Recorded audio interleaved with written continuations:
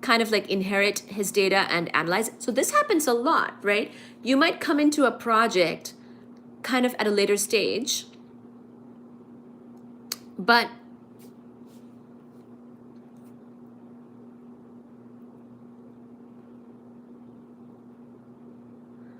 what?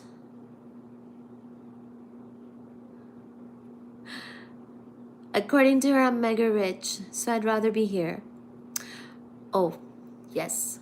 Hello. Hi, Peter. So, sometimes in a project, you might not be the owner of that project, but you sort of inherit it. And then you have the opportunity to take a lot of ownership, especially if the possessive original owner of the project dies. So in this case, Tycho died.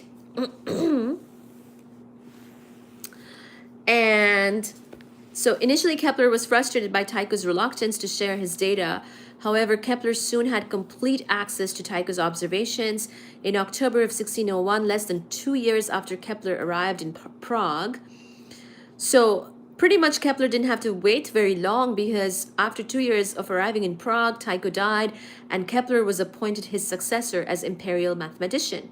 By using Tycho's observations of the planet Mars and by doing several years' worth of calculations, Kepler was able to formulate a mathematical description of its orbit, and by extension, the orbits of other planets. His basic findings are encapsulated in Kepler's laws of planetary motion.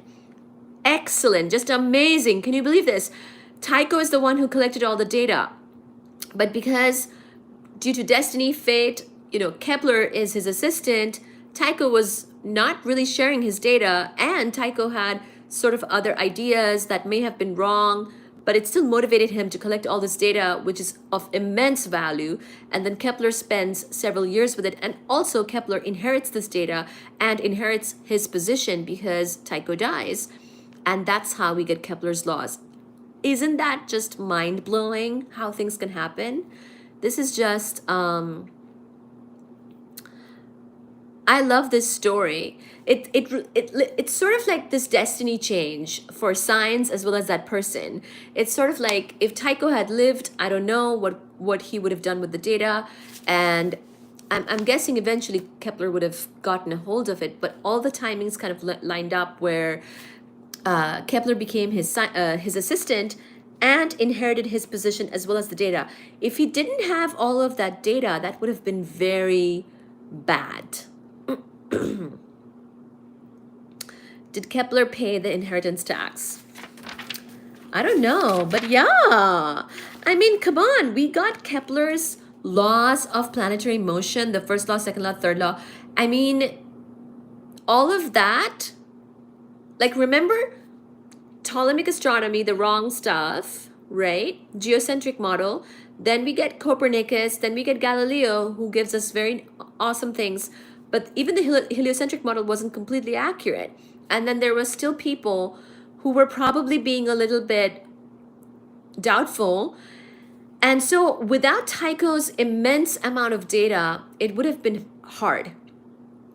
It would have been impossible. Basically, astronomy is also an observational science, it's an experimental science. So without collecting all that data and then analyzing it and spending a lot of time analyzing it, we would not have Kepler's laws of planetary motions, planetary motion. So this is amazing.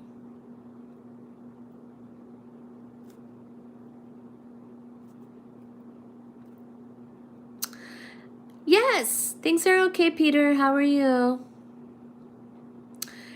I just think that this story is amazing, and it gives, just so you know, it's really about stepping up. Sometimes in science, your career, it's really about it's he's a lucky assistant. Not every assistant is gonna get this opportunity, right? Because basically Tycho collected a lot of data and then he died, which gave Kepler the opportunity to inherit his position as well as the data and analyze it. So it's not just about being lucky. Then he put in the work of years and years of analysis to then give us Kepler's law.